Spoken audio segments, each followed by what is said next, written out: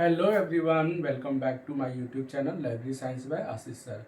आज मैं काफ़ी खुश महसूस कर रहा हूँ क्योंकि आप लोगों के सपोर्ट से आज मैंने 500 सब्सक्राइबर को क्रॉस कर गया हूँ।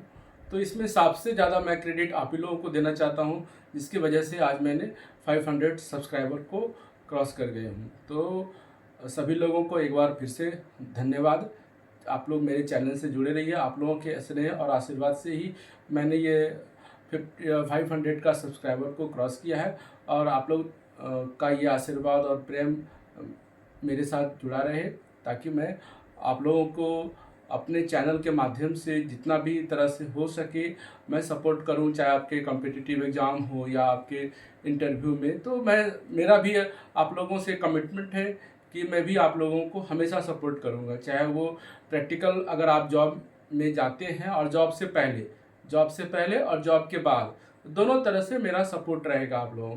जब भी जॉब आप मान लीजिए अभी आप तैयारी कर रहे हैं, या जो लोग जॉब पकड़ चुके हैं, अगर उनको भी कहीं प्रॉब्लम्स आती हैं तो मैं वहाँ पर भी आपको सपोर्ट करूँगा कि बहुत सारा की प्रॉब्लम्स आती हैं। यदि आप कोई कोर्स करते हो और आप कुछ नहीं समझ पा रहे हैं, बहुत स्टूडेंट क्या होता है कि कोर्स करते हैं, ना क्लास में बिलीव करते हैं, हम बिलीव करते हैं, लेकिन ड्यूरिंग कोर्स वो बहुत प्रैक्टिकल चीज़ों से अनभिज्ञ रह जाते हैं। तो क्या होता है कि जब वो कहीं पर उनको जॉब मिलता है तो वहाँ पर काफ़ी उनको परेशानियाँ आती हैं। तो वहाँ पर परेशानियों से क्या है कि आपको थियोरिटिकल जब आप क्लास कर रहे होते हैं उस टाइम आपको नहीं बताया जाता है, लेकिन जब आपके पास परेशानियाँ आती हैं तो फिर उसका सॉल्यूशन ढूंढने में आपके लिए परेशानियाँ हो सकती है। तो मैं वहाँ भी आपके साथ हूँ। अगर एक स्टूडेंट ने मुझे कमेंट में लिखा कि सर कैसे कॉल नंबर जनरेट किया जाता है या कैसे बुक्स को अरेंज किया जाता है, तो मेरी काफ़ी उनको सपोर्ट रहता है कि भाई कैसे आपको अरेंज करना है बुक्स को, कैसे कॉल नंबर जनरेट करना है, कैसे लाइब्रेरी को डिजिटाइज करना है। तो ये सब आप अपना प्रॉब्लम्स को जब भी आप जॉब में जाएं तो आप यदि प्रॉब्लम्स आती हैं तो आप मुझे कांटेक्ट कर सकते हैं। मैं आपको उम्मीद देता हूं कि आपको भरोसा भी जताता हूं कि मैं आपको पूरा सपोर्ट करूंगा। तो चलिए आज हम लोग फिर MCQ library classification MCQ series 2 लेकर के आया हूं। मैं प्रत्येक सीरीज में 10 क्वेश्चन ही कराऊंगा। ज़्यादा क्वेश्चन इसलिए नहीं कराना चाहता हूं क्योंकि अगर 10 क्वेश्चन भी अगर आप प्रत्येक MCQ सीरीज में करते हुए जाते हैं, और खासकर मैं उन क्वेश्चन को आपके सामने लाता हूं कि जिसमें आपको रटने की जरूरत नहीं है, कंसेप्ट को क्लियर करना होगा। अगर आपका कंसेप्ट क्लियर हो जाएगा ना तो फिर आपको रटने की जरूरत नहीं पड़ेगी। और भी बहुत सारे क्वेश्चन हैं जो आप रटना है, जैसे ईयर को रटना ही पड़ेगा, उसमें कोई कंसेप्ट काम नहीं करता है। तो बहुत सारे क्वेश्चन हैं जिसमें आपको रट सकते हैं और रटना ही पड़ेगा ही। लेकिन ऐसा कुछ क्वेश्चन है जहाँ पर आपको फंसने की संभावना ज़्यादा रहती है। आप क्वेश्चन का ऑप्शन को देख करके फंस जाते हैं कि इसका आंसर क्या हो सकता है। अगर आप रट के गए हैं, कुछ हो सकता है एग्जाम के समय आप भूल गए, तो वहाँ पर आपको परेशानियाँ आ सकती हैं। लेकिन अगर आपका कंसेप्ट सही रहेगा तो आप नहीं फंसेंगे। तो चलिए हम उन सारे क्वेश्चंस को लेकर के फिर एक बार आपके सामने आए हैं कि जिसमें मैं आपको प्रैक्टिकल भी उसमें बताऊंगा कि आखिर वो इस क्वेश्चन का ऑप्शन ये है तो कैसे है। तो चलिए फिर हम लोग स्टार्ट करते हैं कि क्वेश्चन नंबर 1 हमारा कहता है कि what type of notations are used in DDC। What type of notations are used in DDC में किस टाइप के नोटेशन को यूज किया गया है। अब नोटेशन बहुत लोग नहीं समझ पाते हैं कि नोटेशन क्या होता है। तो नोटेशन को पहले थोड़ा समझ लेते हैं नोटेशन क्या होता है। इसके लिए मुझे सेपरेट भी क्लास देनी पड़ी तो मैं दूंगा, लेकिन फिलहाल अभी थोड़ा मैं आपको ब्रीफ में समझा देता हूँ कि नोटेशन क्या होता है। कि देखिए जनरली क्या होता है कि notation it is collection of symbol, science वगैरह, ये सबको बोलते हैं नोटेशन। लेकिन नोटेशन क्या होता है, अंक से, इसको हिंदी में बोलता है अंकन। तो अंक से ही अंकन बना हुआ है। तो जनरली ये क्या होते हैं कि ये 2 टाइप्स के नोटेशन होते हैं। एक मिक्स नोटेशन होते हैं, एक प्योर नोटेशन होते हैं। प्योर नोटेशन क्या होता है कि जिसमें एक एक तरह के नंबर्स का यूज किया गया है, और जिसमें क्या होता है कि अल्फ़ाबेट्स, रोमन नंबर्स और आपका साइन सिंबल्स को यूज किया जाता है। तो उसको बोलते हैं मिक्स्ड नोटेशन। मतलब जैसे आप घर में खिचड़ी बनाते हैं ना, तो खिचड़ी में क्या होता है, डिफरेंट इंग्रेडिएंट्स डालते हैं, चावल भी डालते हैं, दाल भी डालते हैं, कुछ सब्जी भी डालते हैं ना, बहुत तरह के आप उसमें चीज़ों को मिलाते हैं। बट जब आप राइस बनाते हैं तो उसमें क्या होता है, वो प्योर सिर्फ राइस डालते हैं उसमें, और तो कुछ नहीं डालते हैं, तो वो क्या हो गया, आपके लिए प्योर हो गया।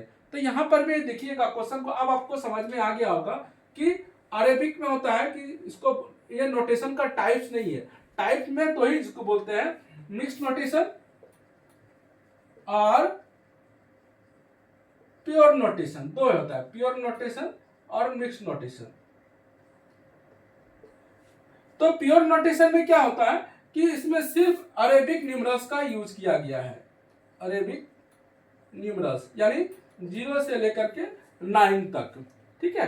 बट जब मिक्स नोटेशन की बात करेंगे, जब आप सीसी पढ़ते हैं तो सीसी में देखिएगा ना कि अल्फाबेट्स का भी यूज किया गया है, ए से लेकर के जेड तक का भी यूज किया गया है, 1 से लेकर के 9 तक का, 0 से लेकर के 9 तक का यूज किया गया है, बहुत सारे कनेक्टिंग सिंबल्स यूज किए गए हैं, कॉमा है। तो देखते हैं कि इस सीसी में बहुत सारे अल्फा न्यूमरिक और अरेबिक न्यूमरल्स, तो इसमें क्या हो गया कि ये क्या होगा, खिचड़ी एक तरह से हो गया। तो बोलेंगे सीसी क्या हुआ, एक तरह से मिक्स नोटेशन हो गया। और डीडीसी क्या हो गया कि जिसमें देखते हैं कि 0 से लेकर के 9 तक एक ही तरह के चीजों का यूज किया, जिसको बोलते हैं अरेबिक न्यूमरल्स। तो ये क्या हो गया आपके लिए प्योर नोटेशन। मेरे ख्याल से आपको समझ में आ गया होगा कि ये प्योर नोटेशन कैसे है, क्योंकि यहाँ पर नन ऑफ दिस, बहुत सारे स्टूडेंट्स क्या समझेंगे कि नन ऑफ दिस या ऑल द अबव रहता है क्वेश्चन को, उसको ज्यादा टिक करना चाहते हैं कि हो सकता है कि नन ऑफ दिस वाला ही आंसर सही रहे या ऑल द अबव सही रहे। बट यहाँ मैंने नन ऑफ दिस नहीं होगा, यहाँ हमारे लिए प्योर नोटेशन सही है, ठीक है। नेक्स्ट क्वेश्चन में आते हैं, in colon classification the main class B mathematics is further subdivided by. देखिए ये सब जो क्वेश्चन है ये प्रैक्टिकल बेस्ड क्वेश्चन है, इसमें थ्योरी आप रट भी लीजिएगा ना तो कोई आपको भूलने की चांसेस ज्यादा रहती है। अब कैसे ये प्रैक्टिकल बेस्ड क्वेश्चन है कि जैसे आप इसमें जाएंगे ना, क्या बोलते हैं सीसी में, तो वहां आपको मिलेगा, मैं आपको दिखाता हूं। फॉर एग्जांपल ये सीसी की बुक्स है,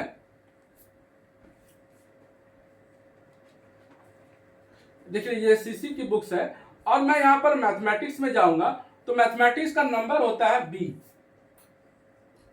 लेकिन बोलता है कि क्वेश्चन बोल रहा है in B mathematics is further, किस, जैसे आप डीडीसी में पढ़ते हैं ना प्योर साइंस, प्योर साइंस क्या हुआ, एक मेन क्लास हो गया, मेन क्लास के अंदर डिवीजन और सेक्शन पढ़ते हैं। तो यहाँ पर हमारे मैथमेटिक्स में जैसे आता है अर्थमेटिक, इसके बाद आता है आपका अलजेब्रा, तो वहां पर आपका तो वहां पर क्या होता है, ये डिवाइड हो जाता है। मैथमेटिक्स क्या होता है, सब डिवाइड होता है किसके रूप में, तो वहां पर ये होता है कैनोनिकल क्लास में, ठीक है। तो यदि आप जिनके पास सीसी होगा, देख लीजिए यहाँ पर जब आप बी मैथमेटिक्स जाएंगे के बाद आपको यहाँ पर दिखेगा कि मैथमेटिक्स के अंदर दिखेगा कैनोनिकल डिवीजन, तो इसको बोलते हैं कैनोनिकल क्लास, ठीक है। यहाँ पर दिखेगा, यहाँ पर ये जो कैनोनिकल क्लास है के अंदर देखिए यहाँ पर अर्थमेटिक है, अलजेब्रा है, एनालिसिस है, अदर मेथड्स है, ट्रिकोनोमेट्री है, जियोमेट्री है, तो इसको बोलते हैं कैनोनिकल क्लास। फिर ये कैनोनिकल क्लास भी आगे फर्दर सब डिवाइडेड किसके रूप में होता है, ये सब कैनोनिकल क्लास के रूप में होता है। तो इसको आपको फिलहाल याद रखना है कि यहाँ पर ये कैनोनिकल क्लास के रूप में हमारे लिए फर्दर किस में डिवाइड हुआ, कैनोनिकल क्लास में। जब आप जिनके पास सीसी की बुक्स होंगी वो इस क्वेश्चन को ज़्यादा अच्छे से समझ पाएंगे, तो आप सीसी की बुक्स को निकालिएगा, वहाँ मैथमेटिक्स में जाइएगा, देखिएगा वहाँ पर आपको मिलेगा अलजेब्रा, मैथमेटिक, जियोमेट्री, तो ये सब क्या होता है कैनोनिकल क्लास के रूप में डिवाइड किया रहता है। तो इसका आंसर क्या हो जाएगा हमारे लिए, canonical class. Host class, basic class ये सब नहीं होता है, कंपाउंड क्लास ये सब नहीं होता है, होता है क्या है, आपको याद रखना है कैनोनिकल क्लास। तो ये हमारे लिए भी प्रैक्टिकल बेस्ड क्वेश्चन है, इसको आपको समझना है। नेक्स्ट क्वेश्चन आता है, the standard subdivisions of DDC consist of at least 2 digits of which the first digit. ये भी हमारे लिए क्या है, प्रैक्टिकल बेस्ड क्वेश्चन है। अगर इनको भी आपको पता होगा तो आप उसको अच्छे से डीडीसी में बना सकते हैं। जब आप डीडीसी का टेबल 1 यूज करते हैं, देखिए यहाँ पर क्या है, the standard sub division, standard sub division क्या होता है, टेबल 1 होता है, और table 1 of DDC consist of at least 2 digits, two digits का होता है, देखिएगा जब आप डीडीसी को उल्टाइएगा, -01, -02, -03, -04, -05, इस तरह करके लेकर के -09 तक आपको मिलेगा।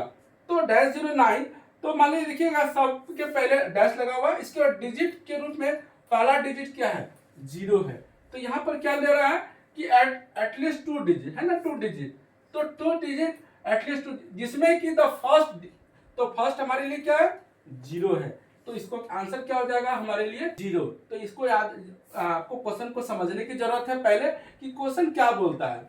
तो फिर से एक बार क्वेश्चन को समझाते हैं कि the standard subdivision it means कि table 1 of DDC consist of at least 2 digit, 2 digits के होते हैं, जिसमें कि of which the first is, जिसमें कि पहला क्या है, तो पहला हमारे लिए 0 है, ये याद रख लीजिएगा, ठीक है। फिर नेक्स्ट क्वेश्चन पे आते हैं। अब ये भी हमारे लिए क्या है कि प्रैक्टिकल बेस्ड क्वेश्चन है। The third summary of DDC consist of, देखिए यहाँ पर क्या है, 10 मेन क्लास, 100 डिविजन, 1000 सेक्शंस और 10 डिविजन। जब हम लोग डीडीसी पढ़ते हैं तो हमें क्या होता है कि वहां पर मेन क्लास, डिवीजन और सेक्शन, ये याद आपको पता होगा, अगर नहीं पता है तो समझ लीजिए कि जब हम लोग डीडीसी पढ़ते हैं तो वो कितने 10 मेन क्लास में डिवाइड किया गया, पूरे यूनिवर्स ऑफ नॉलेज को किसने, मेलविल डेवी ने क्या किया, 10 मेन क्लास में डिवाइड किया है। तो 10 मेन क्लास, और इसी 10 मेन क्लास के अंदर क्या आ जाता है, 100 डिविजन। मैंने प्रीवियस लेक्चर में मैंने, आप इसको नहीं समझ पाए, अगर नहीं समझ पाइएगा तो मेरे प्रीवियस प्लेलिस्ट में जाइए, वहां पर डीडीसी को मैंने समझाया प्रैक्टिकल, तो वहां पर भी जाकर के आप इसको डिवीजन, और ये 100 डिविजन इंटू 10, तो क्या आ जाएगा 1000 सेक्शन। तो यहाँ पर देखिएगा कि क्वेश्चन कह रहा है कि the third summary of DDC consist of 10 main class, 100 division, 1000 section, यानी हमारे लिए क्या आ जाएगा, ऑप्शन 1000 सेक्शन हमारे लिए राइट आंसर होगा। नेक्स्ट क्वेश्चन है हमारे लिए, in libraries books are generally arranged according to, ये भी क्वेश्चन प्रैक्टिकल बेस्ड क्वेश्चन है। कैसे क्वेश्चन को समझते हैं कि इसमें क्या है, आखिर कैसे इसका आंसर, कैसे किसको टिक करेंगे। अब देखिए यहाँ पर ऑथर है, टाइटल है, सब्जेक्ट है और एक्सेशन नंबर है। सब आप लोग जैसा जानते हैं कि ऑथर, अगर लाइब्रेरी में ऑथर से बुक्स को अरेंज किया जाना बेटर होता है, कि टाइटल से अरेंज किया जाना बेटर होता है, कि सब्जेक्ट से अरेंज किया जाना बेटर होता है, या हमारे लिए एक्सेशन नंबर से अरेंज किया जाना बेटर होता है। तो अब चलिए एक एक को 1 बाय 1 समझते हैं कि आखिर ऑथर से अरेंज करना क्यों आसान नहीं है, टाइटल से अरेंज करना क्यों आसान नहीं है, या आपका एक्सेशन नंबर से अरेंज करना क्यों आसान नहीं है। तो आखिर किस पे हम लोग आसान होता है और कौन ज़्यादा सूटेबल भी है। तो चलिए हम लोग इसका पहले ऑथर से समझते हैं कि जैसे सपोज दैट कोई ऑथर है, एक कोई पर्टिकुलर कोई ऑथर है, उन्होंने अपनी पूरे 4-5 बुक लिखी के डिफरेंट सब्जेक्ट्स के बुक उन्होंने वो लिख सकते हैं। मान लीजिए एक ऑथर है, फॉर एग्जांपल कि मैं बताता हूँ, आर.एस. अग्रवाल।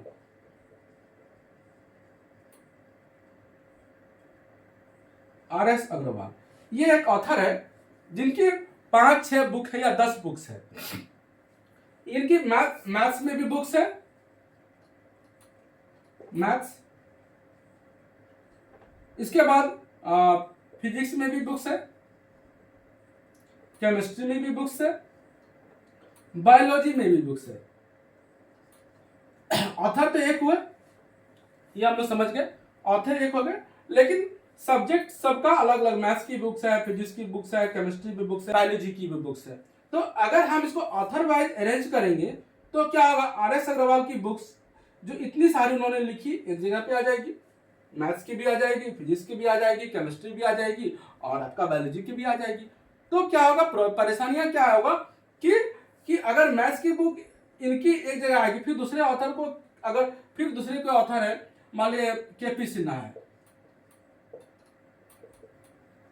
के.पी. सिन्हा की भी मान लीजिए 4-5 बुक्स है, तो क्या होगा, कुछ बुक्स मैथ्स की इधर आ जाएंगी, कुछ बुक्स मैथ्स की इधर चले जाएंगी, कुछ बुक्स फिजिक्स की इधर आ जाएंगी, कुछ बुक्स फिजिक्स की इधर चली जाएंगी। तो हमारा जो लाइब्रेरी का अरेंजमेंट है वो नहीं हो पाता है। क्यों? क्योंकि एक सब्जेक्ट से रिलेटेड बुक्स एक जगह हम लोग क्लासीफाई जब करते हैं तो वो फिजिक्स की बुक फिजिक्स के साथ रहेंगी, केमिस्ट्री की बुक केमिस्ट्री के साथ रहेंगी, बायोलॉजी की बुक्स बायोलॉजी के साथ रहेंगी।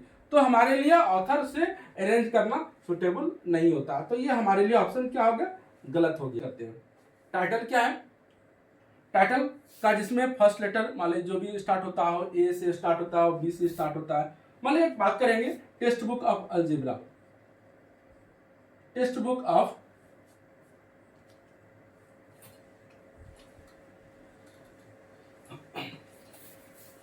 बात करेंगे टेक्स्ट बुक ऑफ अलजेब्रा।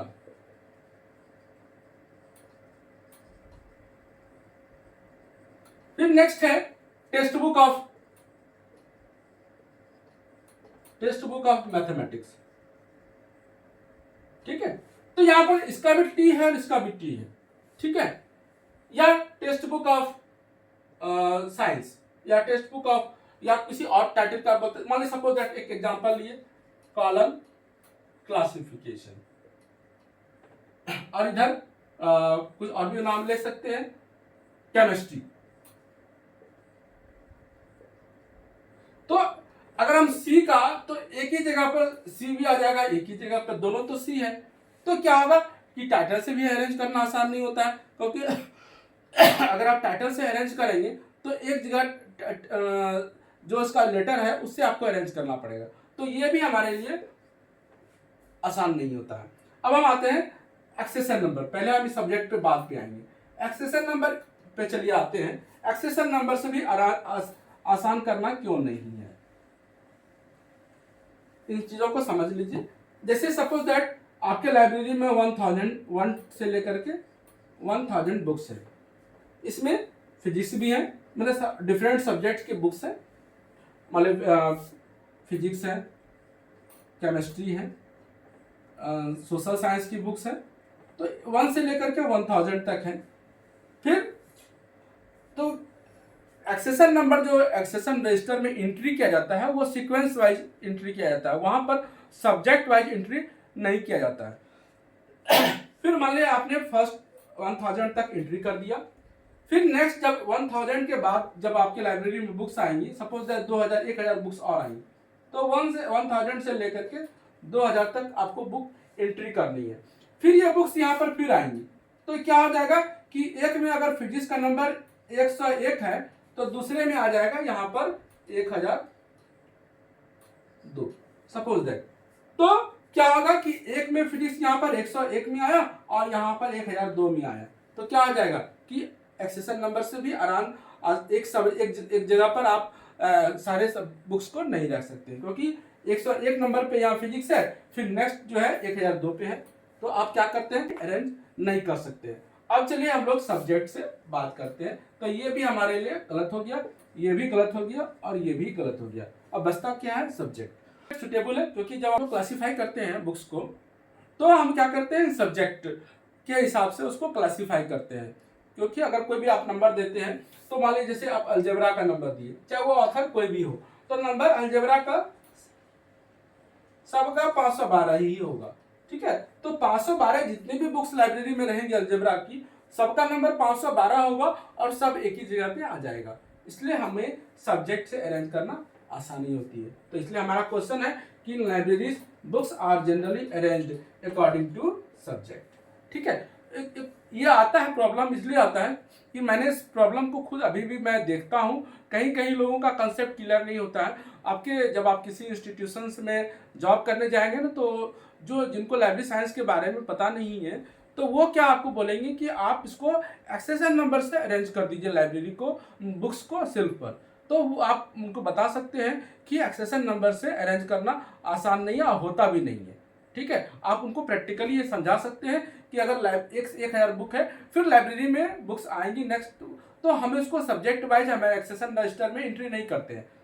ये सीक्वेंस, ये कंटिन्यूएशन का काम है, चलता ही रहता है। बुक्स आते रहती है लाइब्रेरी में और उनको एंट्री किया जाता है। वहाँ पे हमें सब्जेक्ट के लिए कोई कॉलम नहीं छोड़ते हैं, कोई जगह नहीं छोड़ते हैं कि नेक्स्ट फर्दर जब भी सब्जेक्ट आएंगे फिर उसको एंट्री करेंगे वहाँ पर। तो कहीं ये कंटिन्यूएशन में चलते रहता है। अगर एक से स्टार्ट हुई है तो वो कंटिन्यू चलती रहेंगी, फिर नेक्स्ट सब्जेक्ट आते जाएंगी और वो एंट्री होते जाएगा। तो इसलिए कभी भी लाइब्रेरी में एक्सेशन नंबर से एंट्री नहीं किया जाता है, सेल्विंग नहीं किया जाता है बुक्स का, ये आप ध्यान रखिए। हमें जब भी होगा आपको सब्जेक्ट वाइज ही अरेंज करना होगा। तो हमारे लिए यहाँ पर 5 क्वेश्चन मैंने आपको समझाया कि एक प्योर नोटेशन, इन काउंट क्लासिफिकेशन ये क्या है, कैनोनिकल क्लास हो गया, द स्टैंडर्ड सब डिविजन ये आपके 0 हो गए जब मैंने आपको समझाया यहाँ पर कि -01 -02 ये सब समझाया यहाँ पर। इसके बाद द थर्ड समरी 1000 सेक्शन को समझाया और क्वेश्चन नंबर 5 को समझाया कि हमारे लाइब्रेरी में बुक्स कैसे अरेंज किया जाता है, तो सब्जेक्ट वाइज अरेंज किया जाता है। तो हमने 5 क्वेश्चन को समझाया। नेक्स्ट स्लाइड में फिर अगेन नेक्स्ट क्वेश्चन को लेकर के आते हैं। ठीक है, तो फिर हम लोग नेक्स्ट क्वेश्चन की ओर चलते हैं। हमारा क्वेश्चन नंबर 6 है, हु इज क्लासीफायर। देखिए 2 तरह के क्वेश्चन इसमें आते हैं एग्जाम में, क्लासीफायर और क्लासिफिकेशनिस्ट। क्लासिफिकेशनिस्ट का होता है कि जिसने क्लासिफिकेशन स्कीम को डेवलप किया है, for example doctor SR. Ranganathan या मेलविल डेवी या जे.डी. ब्राउन, जितने तरह के स्कीम्स हैं क्लासिफिकेशन, और उसको जिसने डेवलप किया है उनको बोला जाता है क्लासिफिकेशनिस्ट। तो यहाँ पर हमारा क्वेश्चन है कि हु इज क्लासीफायर। क्लासीफायर कौन है? क्लासिफिकेशनिस्ट रहता कि हु इज अ क्लासिफिकेशनिस्ट, तो जिसने स्कीम को डेवलप किया। तो वहां पर यह हमारा क्वेश्चन है कि क्लासीफायर कौन है। तो divisor of A classification scheme ये हमारा नहीं होगा, क्योंकि क्लासिफिकेशन स्कीम को किसने डिवाइड किया है ये हमारे लिए गलत हो गया। Classifier of books, scholar of classification, ये तो दूसरा क्वेश्चन जाता है कि स्कॉलर क्लासिफिकेशन का स्कॉलर मतलब होता है जो विद्वान वेत्ता होते हैं तो ये भी हमारे लिए गलत हो गया। Teacher of classifier of books, यानी बुक्स को जो क्लासीफाई करता है वो क्लासीफायर होता है, और जिसने स्कीम को डेवलप किया है वो हमारे लिए कौन जाता है? क्लासिफिकेशनिस्ट। तो हमारे लिए यहाँ पर क्लासीफायर है, तो क्लासीफायर ऑफ बुक्स ही कौन है? क्लासीफायर है। ये क्वेश्चन हमारे लिए इसका राइट आंसर ये होता है क्लासीफायर ऑफ बुक्स। अब देखिए यहाँ पर है common isolates are found in DDC, CC, UDC and LCC. देखिए यहाँ पर कॉमन आइसोलेट को थोड़ा समझना जरूरी है, क्योंकि आप लोग सीसी में भी देखे होंगे कि कॉमन आइसोलेट का यूज़ किया गया है, और हमारे लिए डीडीसी में भी यूज़ किया गया है। और तो यहाँ पर हमारे लिए क्या है? Common isolate. देखिएगा जब सीसी का यूज़ कीजिएगा तो वहाँ पर आपको मिलेगा कॉमन आइसोलेट के अंदर ही मिलेगा लैंग्वेज आइसोलेट, स्पेस आइसोलेट और टाइम आइसोलेट। तो जिसका यूज कैसे किया जाता है ये आपको प्रैक्टिकल में समझना होगा, क्योंकि स्पेस आइसोलेट का जहाँ पर स्पेस रहता है कि जैसे मान लीजिए इंडिया, अदर कंट्री का नाम, जब मान लीजिए चाइना रहेगा, जापान रहेगा, स्पेस आइसोलेट के रूप में यूज होता है। टाइम आइसोलेट में जैसे कहीं पर रहेगा ईयर दिया हुआ, मान लीजिए 2025, आर बी जैसे बीसी में रहेगा, एडी में रहेगा, तो यहाँ पर वो हम क्या किसके रूप में यूज करेंगे? टाइम आइसोलेट के रूप में। लैंग्वेज रहेगा कि जहाँ पर लैंग्वेज का यूज किया रहेगा, हिंदी, इंग्लिश, कुछ भी, तो वहाँ पर लैंग्वेज का। तो हमारे लिए डीडीसी सीसी में कॉमन आइसोलेट को यूज किया गया है एज ए कॉमन आइसोलेट। यहाँ पर डीडीसी भी हमारे लिए क्या है कि यहाँ पर भी कॉमन आइसोलेट का यूज किया गया है, लेकिन वो दूसरे टर्म में यूज किया गया है स्टैंडर्ड सब डिविजन्स में। तो यहाँ पर आपको समझना है कि यहाँ पर सीसी में ही कॉमन आइसोलेट्स का यूज किया गया है। तो हमारे लिए राइट आंसर क्या हो जाएगा? CC. The ordinal value of the digit delta lies between. आप सीसी जब पढ़ेंगे तो वहां पर आपको ये मिलेगा का नया क्लास नेम क्या है? Spiritual experience and mysticism. तो हम लोग किन दोनों मेन क्लास के बीच में पढ़ता है? M useful arts and fine arts के बीच में। तो हमारे लिए आंसर क्या हो जाएगा? एम एंड एन के बीच में हमारा पड़ता है डेल्टा। क्वेश्चन है कि universal decimal classification UDC was originated from. UDC का ओरिजिन कहाँ से हुआ है? तो यूडीसी का जो ओरिजिन हुआ है वो डीडीसी से ही बोला जाता है, या डीडीसी पर बेस्ड है। तो आपका यहाँ से आंसर क्या हो जाएगा कि हमारे लिए DDC. In which edition of CC connecting symbol single inverted comma was introduced for time facet. देखिए ये भी क्वेश्चन प्रैक्टिकल बेस्ड क्वेश्चन है। मैंने आपको प्रीवियस अपने सीसी में बताया था कि सीसी का जब मैंने पूरा बताया था कि सीसी का फर्स्ट एडिशन से लेकर के 7th एडिशन तक, तो वहाँ पर मैंने सीसी को बताया था कि कब किस कनेक्टिंग सिंबल कॉलन कब आया और भी कनेक्टिंग सिंबल्स कब आए। तो हमारा क्वेश्चन है यहाँ पर कि टाइम फैसेट के लिए जो सिंगल इन्वर्टेड कॉमा यूज किया गया है, ये टाइम फैसेट टी, और टी के लिए सिंगल इन्वर्टेड कॉमा किस एडिशन से, इन विच एडिशन, किस एडिशन से यूज हुआ है। तो हमने जब बताया था, आपको याद होगा कि फिफ्थ एडिशन तक आपको उसका टाइम फैसेट के लिए डॉट ही यूज किया जाता था, बट सिक्स एडिशन जो है वहां पर सिंगल इन्वर्टेड कॉमा यूज होने लगा सिक्स एडिशन से, फ्रॉम सिक्स एडिशन। तो हमारे लिए आंसर क्या हो जाएगा, सिक्स एडिशन। ये गलत हो जाएगा, ये गलत हो जाएगा, और ये गलत हो जाएगा। ठीक है, तो यहाँ मैंने 5 क्वेश्चन प्रीवियस स्लाइड्स में पढ़ा, 5 क्वेश्चन, और इस स्लाइड्स में भी 5 क्वेश्चन यहाँ पर पढ़ा। तो हमारा टोटल आज के का क्वेश्चन 10 क्वेश्चन हो गया। 10 क्वेश्चन इसी तरह करते जाइए। आपको मैं प्रैक्टिकल, ज़्यादातर क्वेश्चन आपको प्रैक्टिकल बेस्ड ही पढ़ाऊंगा, क्योंकि प्रैक्टिकल क्वेश्चन जो होते हैं उसमें ही लोग नहीं समझ पाते हैं। स्कोरिंग आपका इसी क्वेश्चन में होगा, क्योंकि लोग रट करके तो बहुत क्वेश्चन को चले जाएंगे, तो रट करके जाकर के वहाँ भूल जाएंगे। आप भूलेंगे तो जिनका अगर कंसेप्ट क्लियर रहेगा ना, तो उस क्वेश्चन को आप, वही आपका स्कोरिंग पॉइंट होगा, इसी से आपका स्कोर इंक्रीज कर सकता है। तो ये भी क्वेश्चन प्रैक्टिकल बेस्ड क्वेश्चन था। लोग क्या करेंगे, कंफ्यूज कर जाएंगे कि मैंने फिफ्थ पढ़ा था, सिक्स्थ पढ़ा था, कि फोर्थ पढ़ा था, पता नहीं। बट क्या करेंगे, उस समय आंसर को गलत टिक करके चले आएंगे। लेकिन आपको याद अगर होगा तो आप याद, यदि आप एक बार मेमोरी में डालिएगा तो आपको सब कुछ मेमोरी में आ जाएगा कि नहीं, फर्स्ट एडिशन में क्या था, सेकंड एडिशन में कौन सा कनेक्टिंग सिंबल आया। तो अप टू देखिएगा कि सिक्स्थ एडिशन जो हमारा था, sixth addition, from sixth addition connecting symbol जो सिंगल इन्वर्टेड कॉमा, ये यहाँ पर जब हम लोग टाइम फैसेट का यूज करते हैं तो इसके बाद यहाँ पर क्या लिखा जाता है, मान लो 2025 है, तो सिंगल इन्वर्टेड कॉमा 2T25, ये हम लोग इस तरह बनाते थे। तो याद होगा, तो यहीं पर जो सिंगल इन्वर्टेड कॉमा है ये सिक्स एडिशन से स्टार्ट हुआ। आज का क्वेश्चन टोटल 10 क्वेश्चन हुआ। 10 क्वेश्चन को आप फिल कर लीजिए। 10 क्वेश्चन मैंने प्रीवियस स्लाइड्स में पढ़ाया था, प्रीवियस MCQ सीरीज 1 में। आज फिर 10 क्वेश्चन मैं पढ़ाते जा रहा हूँ। इसी तरह लाइब्रेरी क्लासिफिकेशन से जितने भी क्वेश्चन तो बहुत सारे हैं, लेकिन आपको मैं प्रैक्टिकल बेस्ड भी क्वेश्चन लेकर के आता हूँ, ताकि वहाँ पर आपका स्कोरिंग अच्छा हो एग्जाम में। तो आज के लिए इतना ही, फिर नेक्स्ट क्लास में फिर मिलते हैं MCQ सीरीज के साथ। कुछ डिस्क्रिप्टिव क्वेश्चन भी आपको मैं पढ़ाऊँगा। UDC क्या होता है, UDC में कितने तरह के कनेक्टिंग सिम्बॉल्स हैं, कहाँ से UDC से भी क्वेश्चन आता है। एक स्टूडेंट्स ने लिखा था कि सर उनका DAV का जब इंटरव्यू हुआ था तो वहाँ पर UDC से क्वेश्चन पूछा गया था।